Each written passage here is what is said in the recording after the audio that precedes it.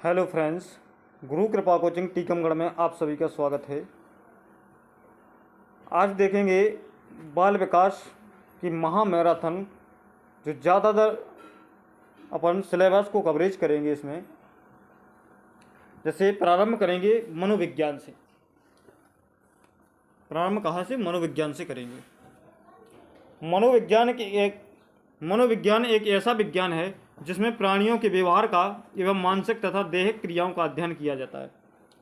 मनोविज्ञान में मन का अध्ययन किया जाता है। मनोविज्ञान में व्यवहार का अध्ययन भी किया जाता है। मानसिक क्रियाओं का, दैनिक क्रियाओं का अध्ययन किया जाता है।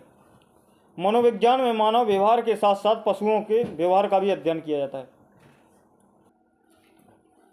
मनोविज्ञान में मानव व्यवहार के साथ साथ पशु के व्यवहार का भी अध्ययन किया जाता है। मानव के व्यवहार का भी अध्ययन किया जाता है, पशुओं के व्यवहार का भी अध्ययन किया जाता है। मनोविज्ञान का शाब्दिक अर्थ होता है मन का विज्ञान। मनोविज्ञान का शाब्दिक अर्थ ही होता है कि मन का विज्ञान। जैसे मनोविज्ञान को अंग्रेजी में साइकोलॉजी कहते हैं। यह ग्रीक भाषा का शब्द है। यह दो शब्दों से मिलकर बना होता है, psyche plus लोगस। Psyche plus लोगस। Psyche का अर्थ होता है आत्मा, तबकि लोगस का अर्थ क्या होता है? अध्ययन या ज्ञान। यानी अध्ययन या ज्ञान, यानी आत्मा का अध्ययन करना ही क्या? मनोविज्ञान कहलाता है। या मन का अध्ययन करना ही क्या कहलाता है? मनोविज्ञान कहलाता है। जो मनोविज्ञान की प्रमुख परिभाषाएं किसने कौन सी परिभाषा दी है?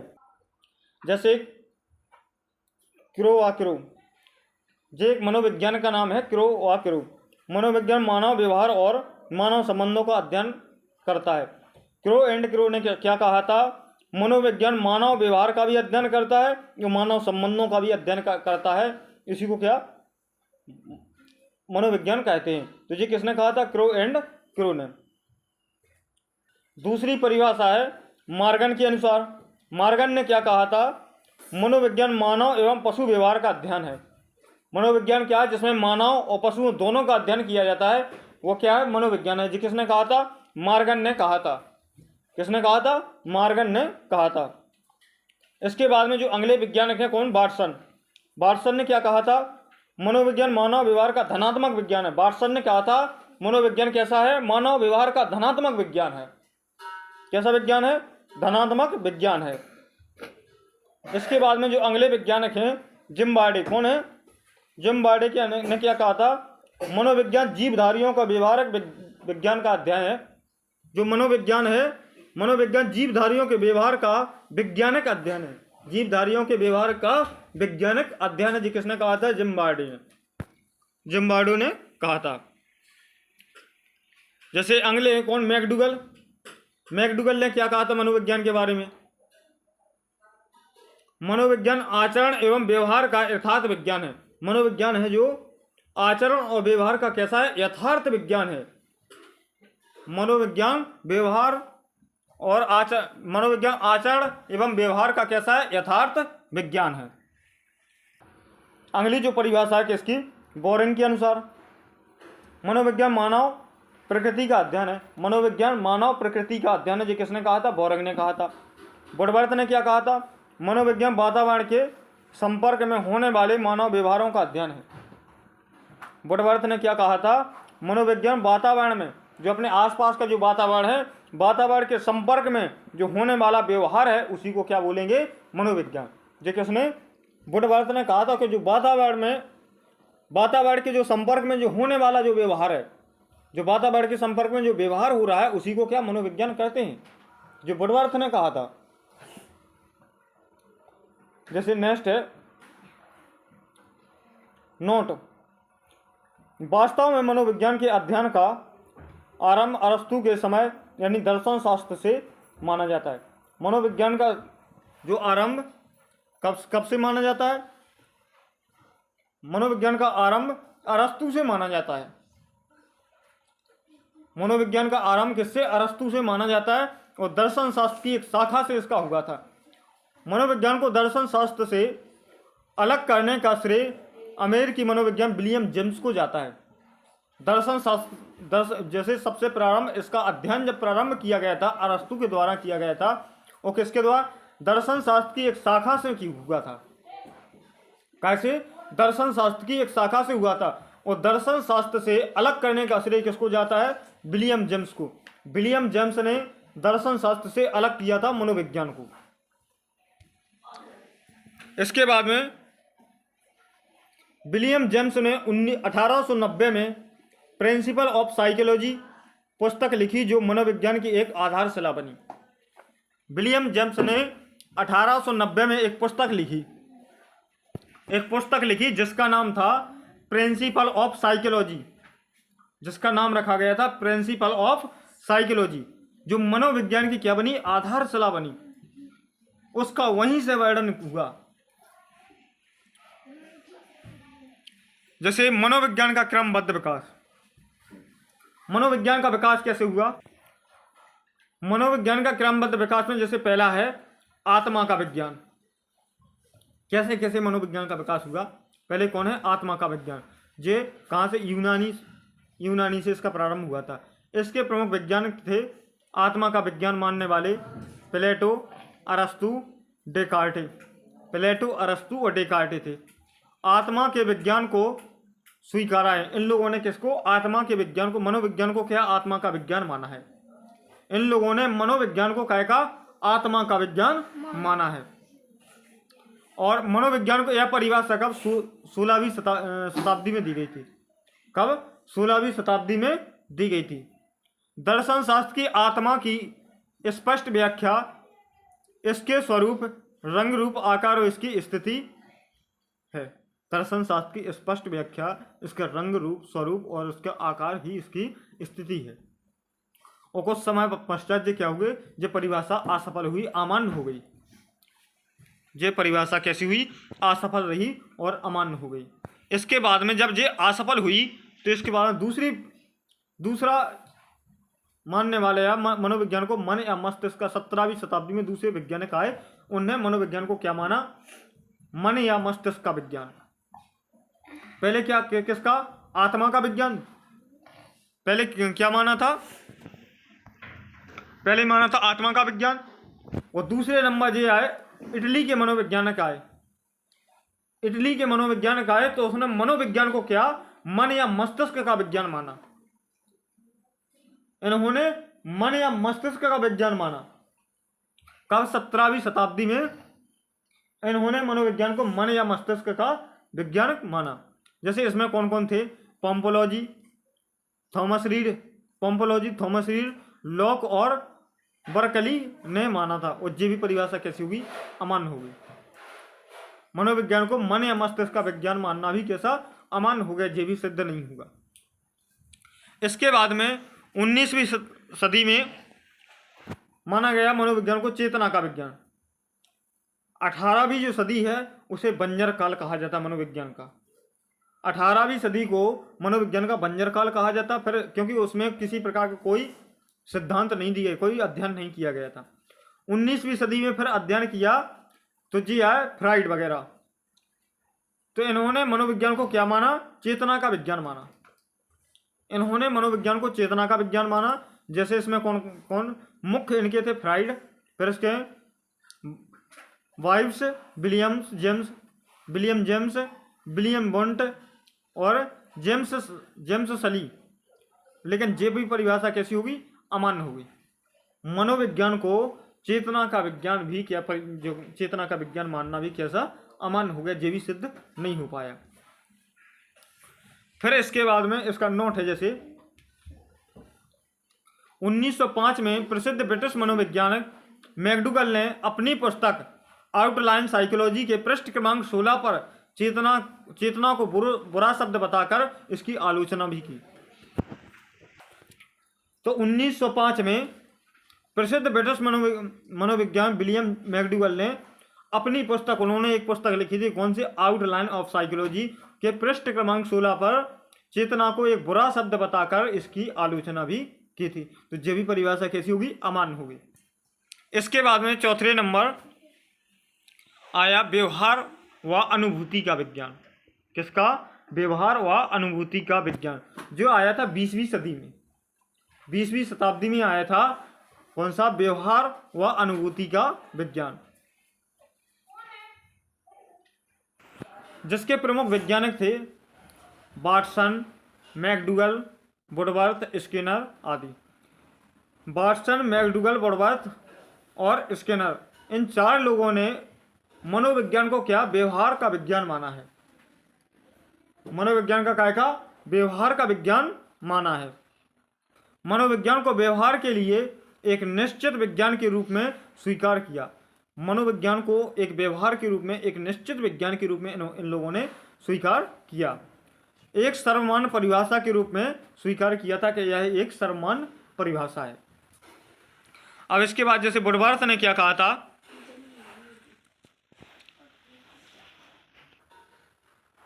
जैसे वुडवर्थ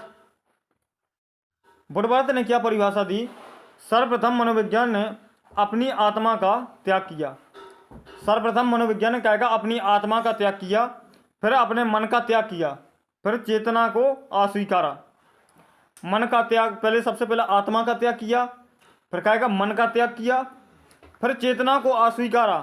अब वह व्यवहार की विधि को स्वीकार करता है। किसकी? व्यवहार की विधि को स्वीकार करता है। व्यवहार की विधि को स्वीकार करता है।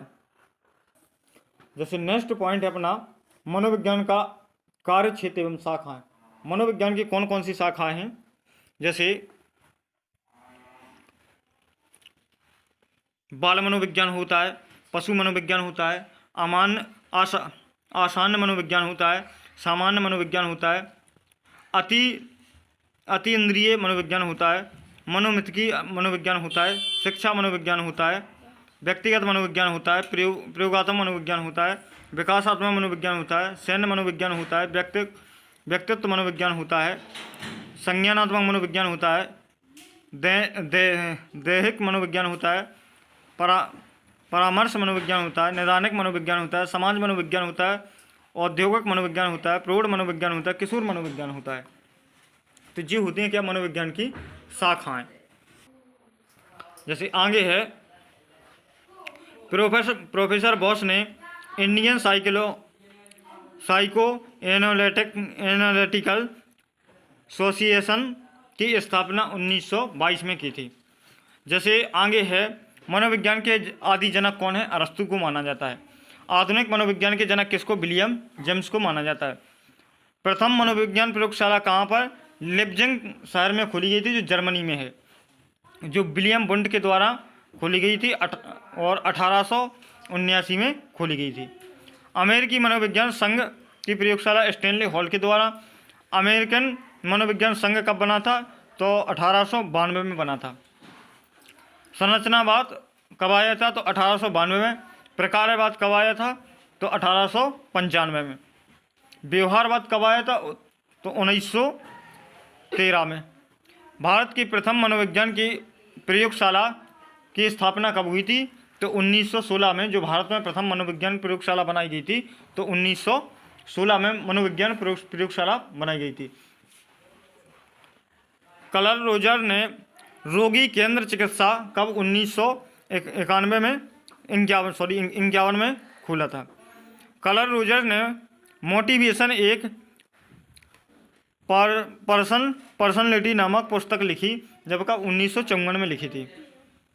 जॉन डीवी ने 1894 में शिकागो विश्वविद्यालय में पहली वृहद शिक्षा मनोविज्ञान की प्रयोगशाला स्थापित की थी।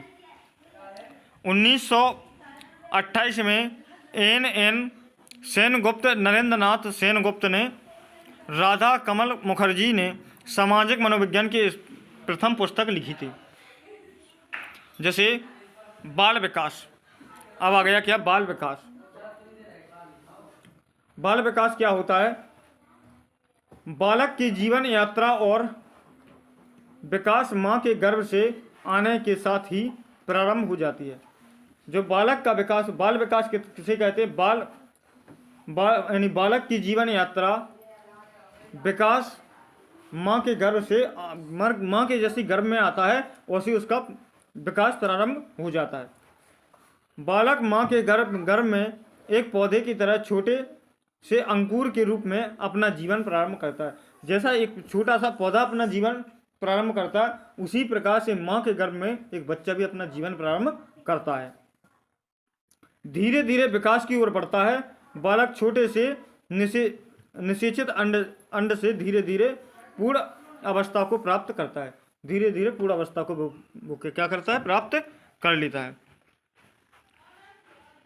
यह बाल मनोविज्ञान। बाल मनोविज्ञान बालक के मन व स्वभाव का अध्ययन करता है। बाल मनोविज्ञान जो बालक के मन और स्वभाव होता है ना, मन और स्वभाव का अध्ययन करता है। कौन? बाल मनोविज्ञान। बाल मनोविज्ञान का बालक वैज्ञानिक अध्ययन है। बाल मनोविज्ञान का जो बाल मनोविज्ञान है उसका वैज्ञानिक अध्ययन कौन होता है? बालक होता है। उसका वैज्ञानिक अध्ययन कौन होता है? बालक होता है। गर्भ अवस्था से किशोर अवस्था तक या परिपक्व अवस्था तक होने लगा तो आज बाल मनोविज्ञान को बाल विकास कहा जाने लगा। देखो यहाँ पर गर्भ अवस्था से लेकर पहले किशोर अवस्था तक के अध्ययन किया जाता था तो उसे क्या मनोविज्ञान कहते थे, और परिपक्व अवस्था तक के इसका अध्ययन किया जाने लगा तो मनोविज्ञान को क्या आज बाल विकास के नाम से जानने लगे हैं। जैसे बाल विकास का इतिहास क्या है? बाल विकास का इतिहास, बाल विकास बाल मनोविज्ञान का आधुनिक या विस्तृत रूप है। बालक की शारीरिक, मानसिक, बौद्धिक या भावात्मक, सामाजिक आदि पक्षों में परिपक्वता का होना बाल विकास कहलाता है। देखो बाल विकास कब कहलाएगा? जब शारीरिक यानी शरीर से और मन से, बुद्धि से और अपने भावों से और सामाजिक से, इन सभी में परिपक्वता आ जाएगी। परिपक्वता यानी मजबूती। जैसे शरीर से हष्ट पुष्ट हो, मानसिक सोचने विचारने की क्षमता अच्छी हो। मानसिक क्या कहलाता है? यानी जो मन से सोचने विचारने की क्षमता अच्छी डेवलप हो। बुद्धि से तेज हो। भावात्मक जो अपने विचार भी प्रबल हों, और सामाजिक जैसे समाज में व्यवहार भी अच्छा कुशल हो, तो उसी को क्या बाल विकास कहा जाता है। क्या कहा जाता है? बाल विकास कहा जाता है। जैसे आगे है 17वीं सदी तक बालक के विकास के अध्ययन को कोई महत्व नहीं था। 17वीं शताब्दी तक बालक के विकास का कोई महत्व नहीं दिया जाता था, परंतु प्राचीन काल से ही दार्शनिक बालक के विकास के अध्ययन के लिए निरंतर प्रयासरत है। 17वीं शताब्दी के बाद बालक के विकास पर निरंतर अध्ययन किया जा रहा है। जैसे प्लेटो यूनानी ग्रीक 427 से 344 तक अपनी पुस्तक द रिपब्लिक में इस तत्व को स्वीकार किया है कि बाल्य अवस्था के प्रशिक्षण का प्रारंभ बालक के बाद की व्यावसायिक दशाओं और समायोजन पर पड़ता है। व्यावसायिक क्षमताओं और समायोजन पर पड़ता है। 1628 ईस्वी में जोहन असोम कोलंबिया ने धनी आयु वर्ग के बच्चों के इटली में स्कूल ऑफ इन्फेंसी की स्थापना की। लगभग 29 वर्ष के अथक प्रयास से 1656 में अपनी प्रसिद्ध पुस्तक लिखी थी, और जो बैक्टीरिया के नाम से वो पुस्तक थी। इसकी रचना कब 1659 ईस्वी में प्रकाशित हुई। जो इस पुस्तक में इन्होंने सभी वर्ग के बच्चों के शैक्षणिक विकास का वितरण किया। इनमें बालक की प्राथमिक शिक्षा और पाठ्य सामग्री को चित्रों के माध्यम से आकर्षक बनाया और मुख्य विषय वस्तु को जोड़ा गया, जिससे कई विद्वानों ने ध्यान का आकर्षक बालक बनाया।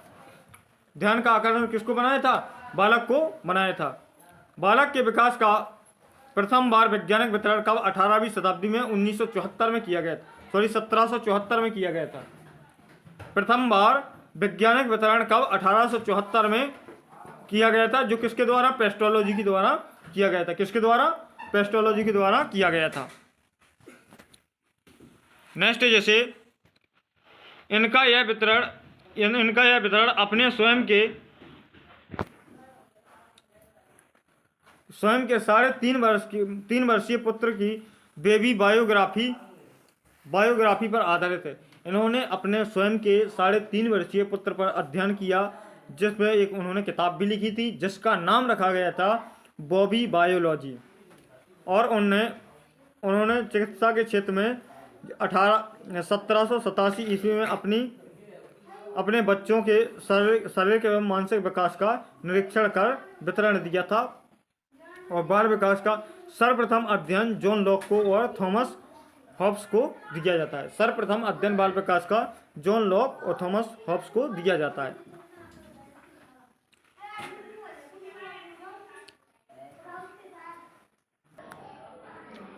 जो इनका 19वीं सदी में अमेरिका में बाल अध्ययन आंदोलन की शुरुआत की गई।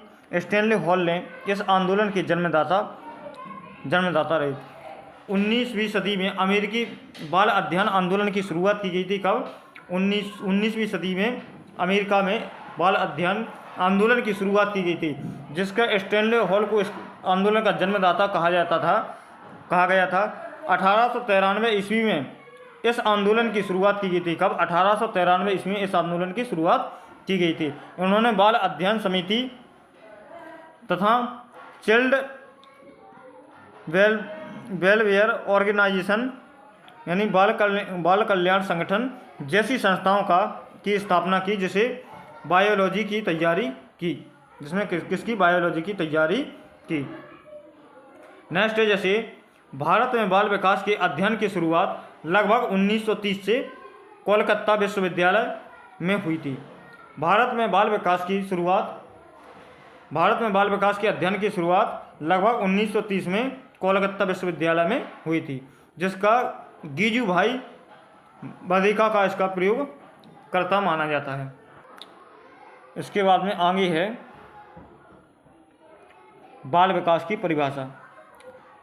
जैसे बाल विकास की परिभाषाएं कौन कौन सी हैं?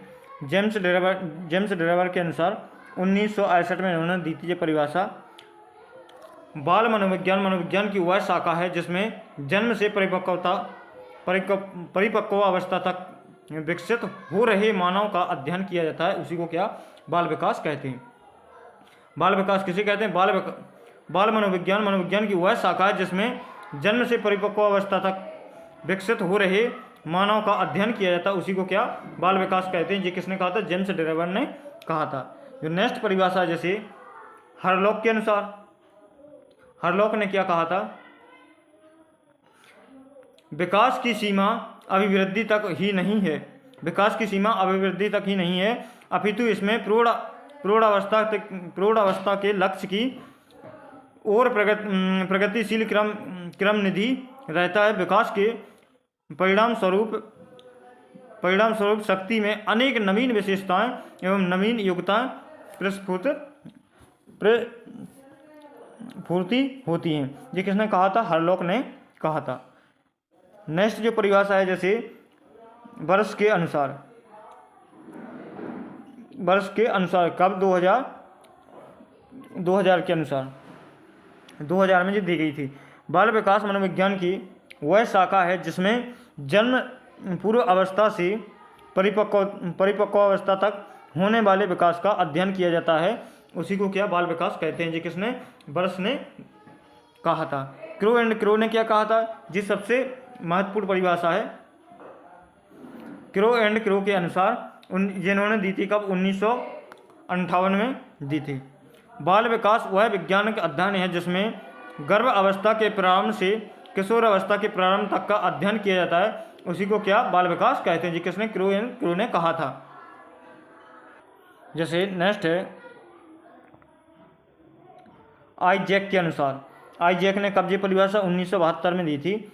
बाल मनोविज्ञान का संबंध बालक में मनोवैज्ञानिक प्रक्रिया के विकास से है।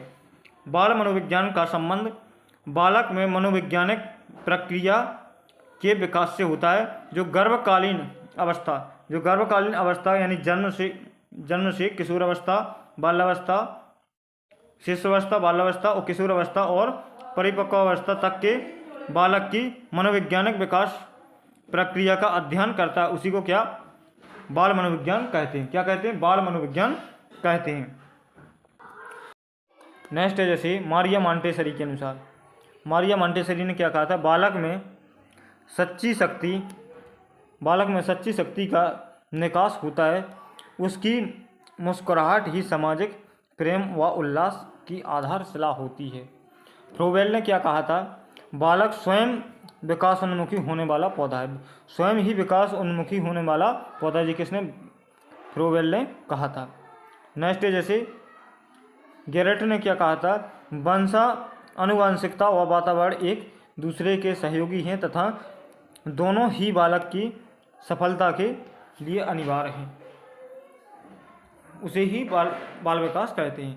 तो थैंक यू दोस्तों, आज के लिए बस इतना ही, मिलते हैं नेक्स्ट वीडियो में, तब तक के लिए जय हिंद, वंदे मातरम।